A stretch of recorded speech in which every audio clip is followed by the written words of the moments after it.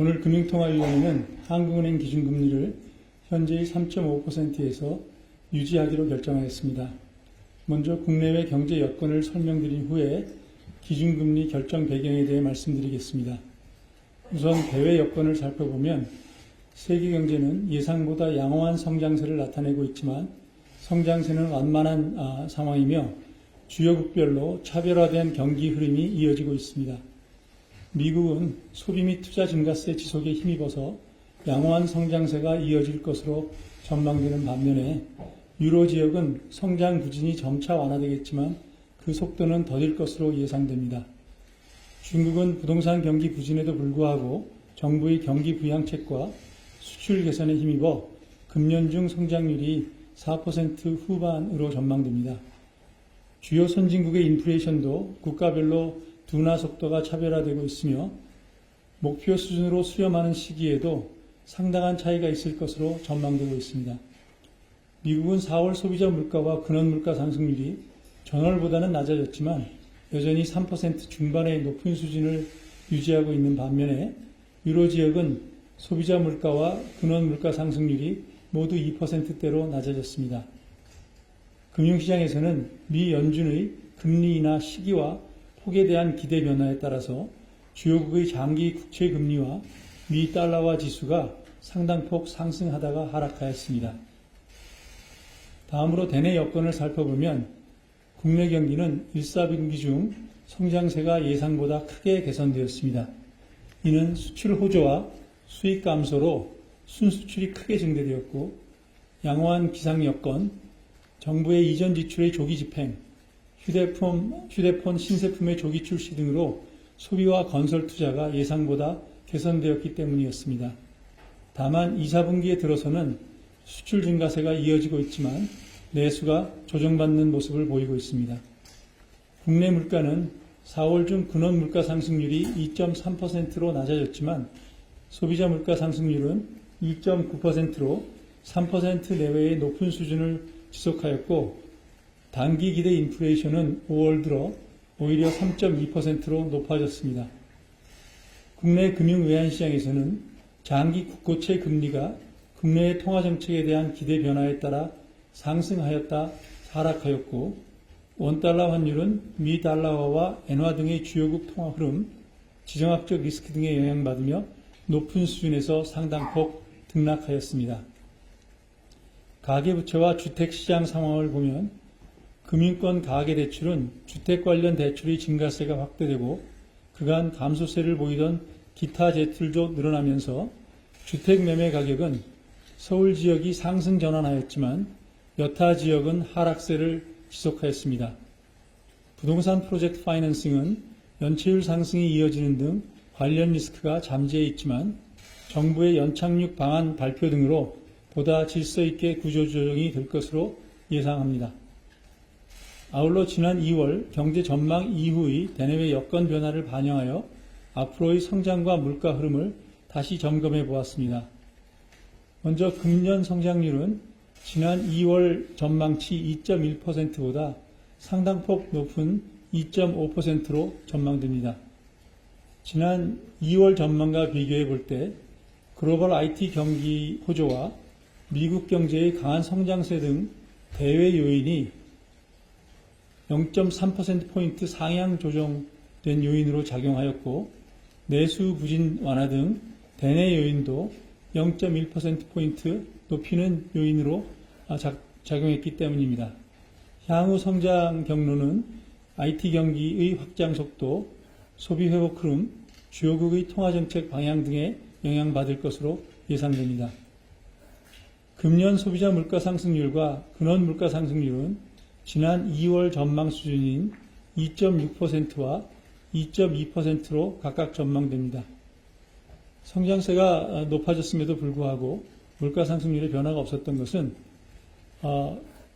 성장률 상향 조정이 대부분 물가 영향이 크지 않은 순수출 증가에 상당 부분 기인했고 완만한 소비 회복세, 정부 대책 등이 물가 상방 압력을 제한하는 요인으로 작용할 것으로 보이기 때문입니다.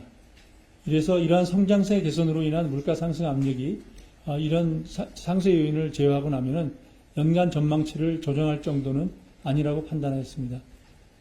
앞으로의 물가 흐름은 지난 2월 전망 경로를 소폭 상회할 것으로 예상됩니다. 마지막으로 이 같은 대내외 정책 여건을 고려한 마지막으로 이내 대내 정책 여건을 고려한 기준금리 결정 배경에 대해 말씀드리겠습니다. 오늘 금융통화위원회는 물가 상승률이 둔화 흐름을 이어가고 있지만 예상보다 양호한 성장세, 환율 변동성 확대 등으로 상방 리스크가 커진 만큼 또 지정학적 리스크도 지속되고 있는 만큼 기준금리를 현재의 긴축적인 수준에서 유지하면서 대내외 정책 여건을 점검해 나가는 것이 적절하다고 판단하였습니다. 이 결정은 금통위원 전원 일치였습니다.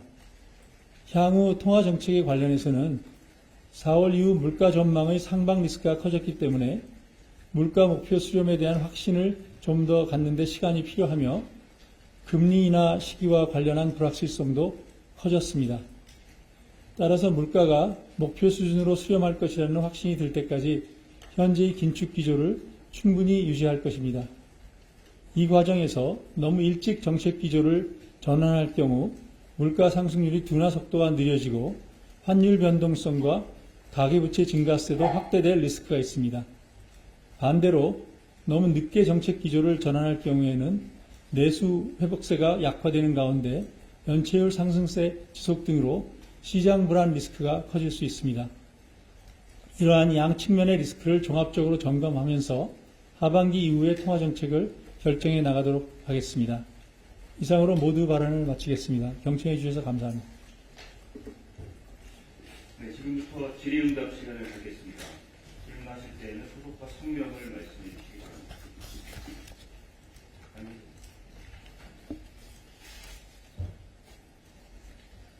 네, 한국경제 강진규 기자입니다.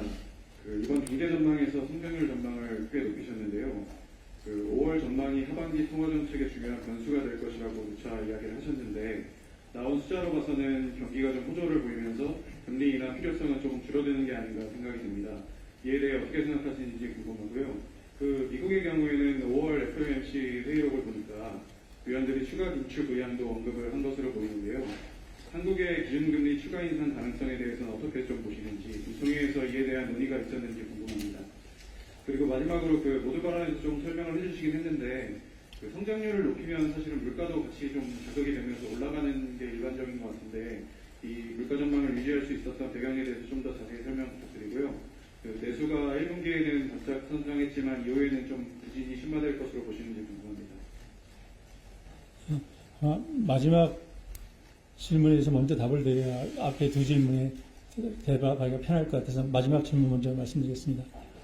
말씀하신 대로 저희가 성장률을 2.1에서 2.5%로 올렸음에도 불구하고 물가 수준을 유지한 것은 첫 번째로 이번에 성장률 제고의 한 4분의 3 정도가 순수출 증가에 기인했습니다. 수출이 예상보다 굉장히 좋았고 수입이 예상보다 오히려 줄어들었습니다.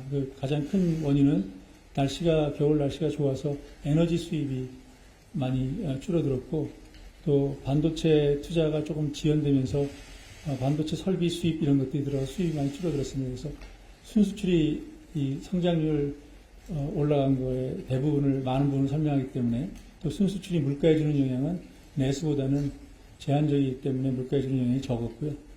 또 내수 쪽으로 보더라도 지금 내수가 예상보다 높은 건 사실이지만 저희가 전망을 바꾼 이후에도 연간 소비 성장률은 1.8 정도로 보고 있거든요. 그러니까 2.5 성장하는 것보다는 내수 성장이 완만한 거죠. 그러니까 예상보다 높았더라도.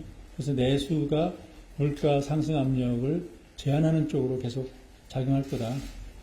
그리고 또 정부가 또 물가 대책으로 몇 가지 새로 에너지세라든지 이런 것들을 연장한 거 이런 것들이 영향을 다 검토할 때 이 성장률 제고 효과와 그로 인한 상쇄 효과 이런 것을 고려할 때 이 예상치 자체를 바꿀 정도로 크진 않았다.